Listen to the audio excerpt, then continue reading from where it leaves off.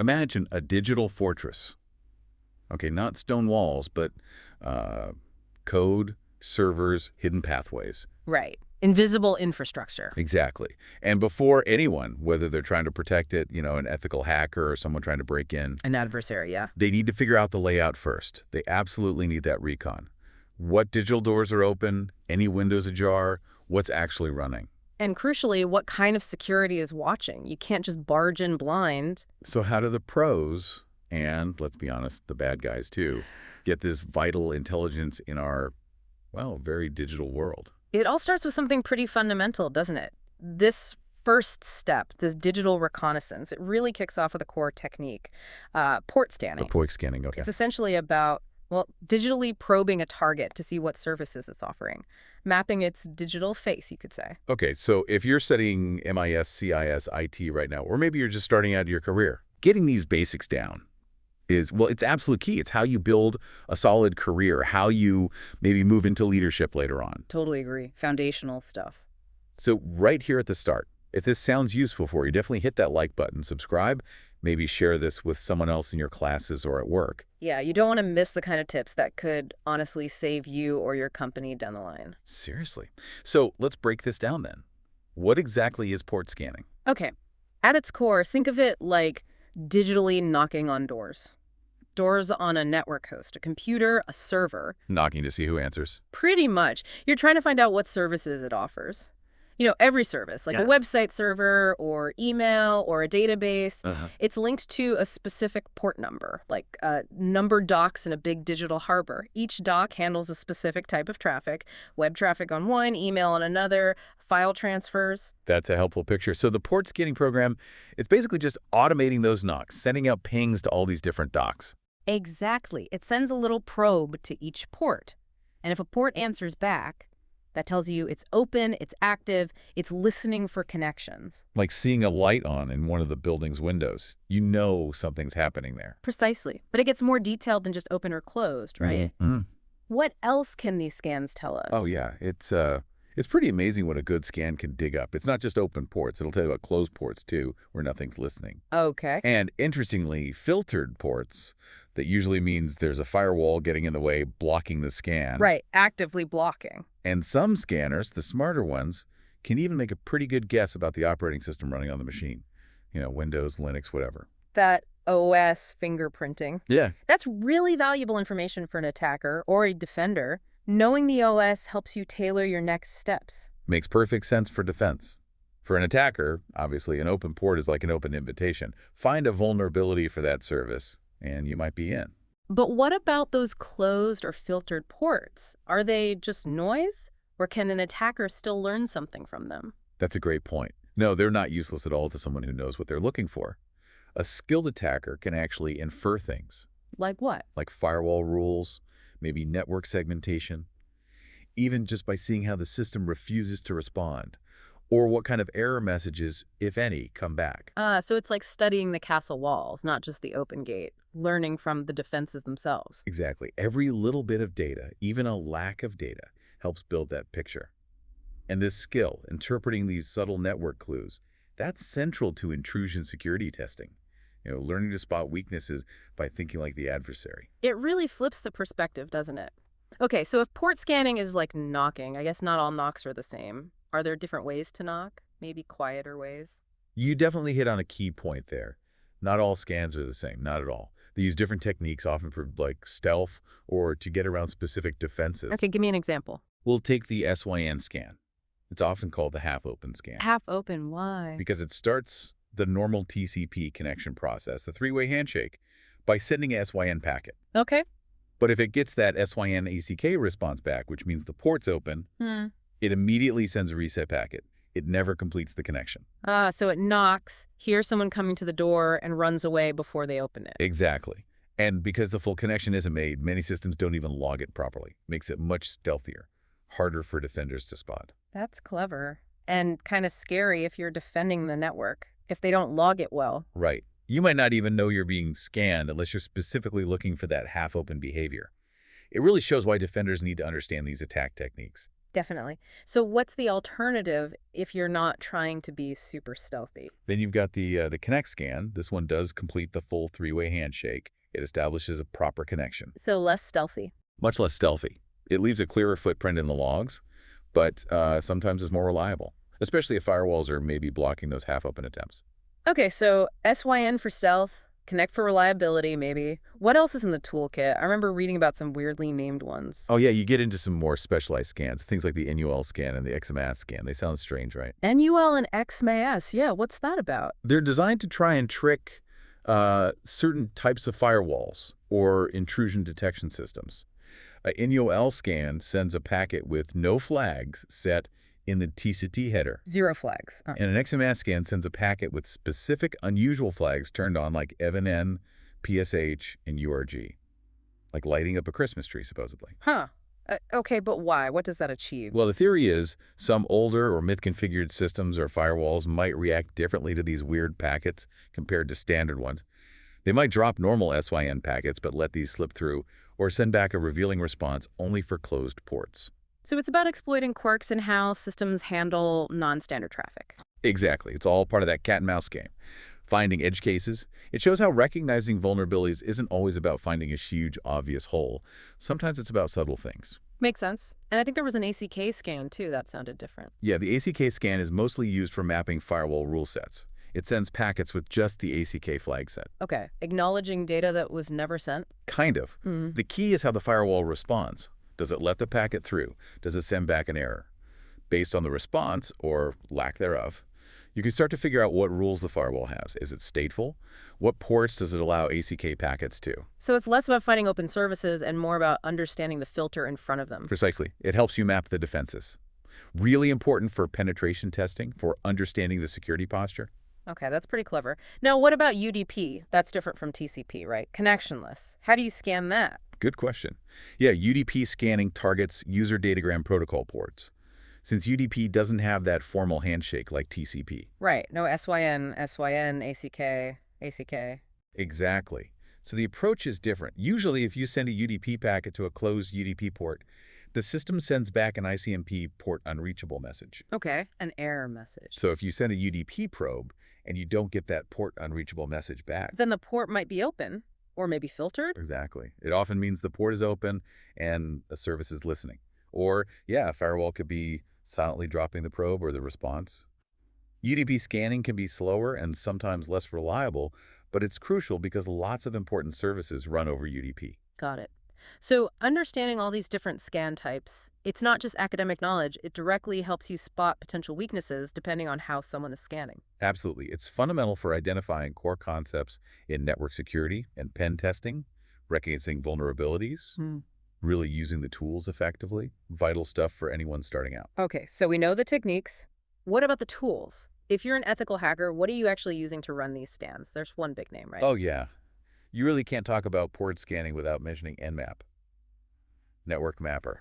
Nmap, the classic. It's truly an open source powerhouse. Yeah. It first showed up way back in 1997 in Frac magazine. Right, that's ages ago in tech. It is, but it's constantly evolved. Its users suggest features. It gets updated all the time. Super flexible, incredibly powerful for network discovery and security auditing. And it's command line based, primarily. Primarily, yes.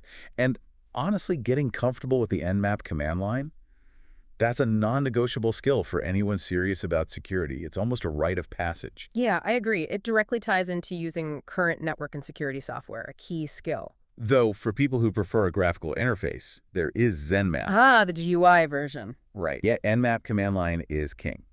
Now, beyond Nmap, what else is important in this space? Well, another major tool, especially when you move from just scanning to actual vulnerability assessment, is Nessus. Nessus, okay. Heard of that one, too. It also came out around the same time, 1998. It used to be open source, but now it's a commercial product, though still widely used. And what does Nessus do differently from Nmap? Nessus uses plugins, thousands of them, to actively check for specific known vulnerabilities on the services it finds. So Nmap tells you the door is open. Nessus tries to see if the lock on the door is broken. Gotcha. It goes beyond just finding open ports to actually testing for weaknesses. Exactly. It's more of a full vulnerability scanner. And isn't there an open source alternative to Nessus now? There is. OpenVAS, which now often goes by Green Bone Security Assistant. It was originally a fork of Nessus back when it was open source. Okay, so OpenVAS does similar vulnerability checking. Yes. It also uses a large set of tests, often called network vulnerability tests, or NVTs, which are like Nessus plugins. It has a server component to manage the scans and a client interface for configuration and reporting. So Nmap for Reconnaissance, Nessus, or OpenVAS for the deeper vulnerability dive. Being able to interpret and compare what these different tools tell you seems crucial. Absolutely. That's a core skill, knowing which tool to use when and how to understand their output. Okay, so we've figured out how to check the doors and windows, and even check the locks. But what about just finding out which buildings are even occupied on the digital street? Ah, good analogy. Yeah, sometimes you just need a quick way to see which IP addresses on a network are actually live, which hosts are up and running. That's where ping sweeps come in. Ping sweeps, right, using the basic ping command, essentially. Fundamentally, yes. It involves sending ICMP echo request messages. That's what the standard ping command does to a whole range of IP addresses. And if a host is online and willing to talk? It should send back an ICMP echo reply. Simple as that. It's a quick way to map out the active devices on a segment. Sounds easy enough, but I bet there are catches. Networks don't always like answering pings, do they? You're spot on. It's definitely not foolproof. First, a host might just be offline temporarily. That's simple enough. Okay. But more often, network admins deliberately configure systems not to respond to ICMP echo requests. It's a basic security measure.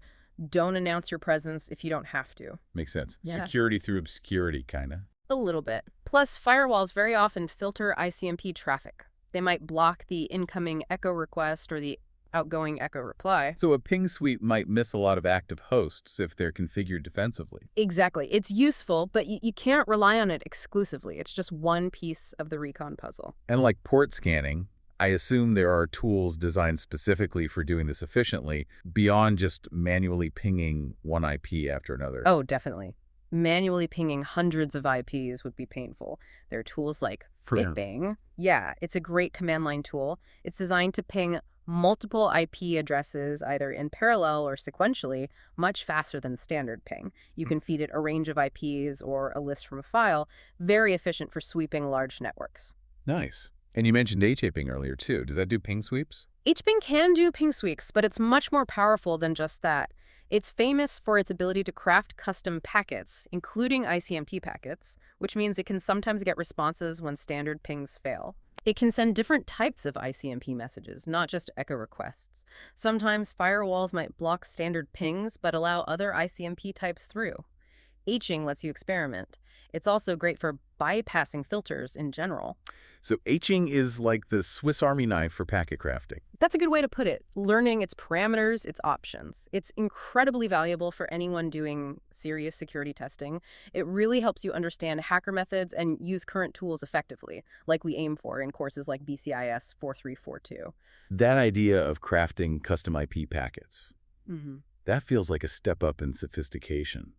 Why is that level of control so useful? It's about precision and evasion. When you craft your own packets, you control everything. The source IP address if you want to spoof it, the destination, the flags in the header, the data payload, everything. And that lets you do what exactly? It lets you try and elicit very specific responses from a target that standard tools might not trigger.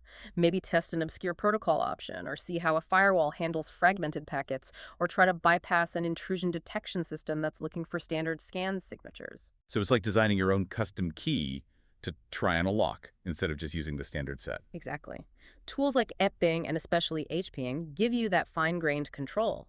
It lets you probe deeply and understand the target network and its defenses much better. It's key for advanced penetration testing and understanding how sophisticated toolkits are built. Okay, this is all incredibly powerful stuff. Nmap, Nessus, ping sweeps, packet crafting. But doing all this manually, especially on a large scale, sounds intense. It can be incredibly time-consuming and repetitive, and that's where the next crucial skill comes in: scripting. Scripting, automating the process. Precisely. Scripting is basically writing a small program, often just a text file with a list of commands, to automate tasks that you'd otherwise have to type out over and over again. Like the old DOS batch files. Exactly like that concept. You write the sequence of commands, once maybe run an Nmap scan with specific options, then parse the results, then run a targeted Nessus scan on open ports. And then you can just execute that one script file. Yep. With a single command, it takes all those manual steps and runs them automatically. That sounds like a complete game changer for efficiency. It absolutely is. Any task that's repetitive, involves multiple steps, or needs to be run consistently across many targets is a perfect candidate for scripting. So for ethical hackers, network defenders, this isn't just a nice to have. Oh, it's critical. It saves enormous amounts of time, reduces errors, ensures consistency in your testing methodology. Honestly, being proficient in scripting, whether it's Bash, Python, PowerShell, whatever, it makes you vastly more effective. And probably more valuable in the job market too, I guess. Definitely. It shows you can work smarter, not just harder. It's essential for streamlining workflows, building custom tools, maybe even creating those bootable security toolkits we talked about. It really elevates your skills beyond just using the tools to making the tools work for you. It's a stepping stone to more advanced roles, for sure. Wow. Okay, what a journey we've taken today. We really dove deep into how that initial recon happens, seeing how vital it is to understand what digital doors are open, what services are listening. Yeah, it's the absolute first step. Whether you're attacking or defending, you need that map.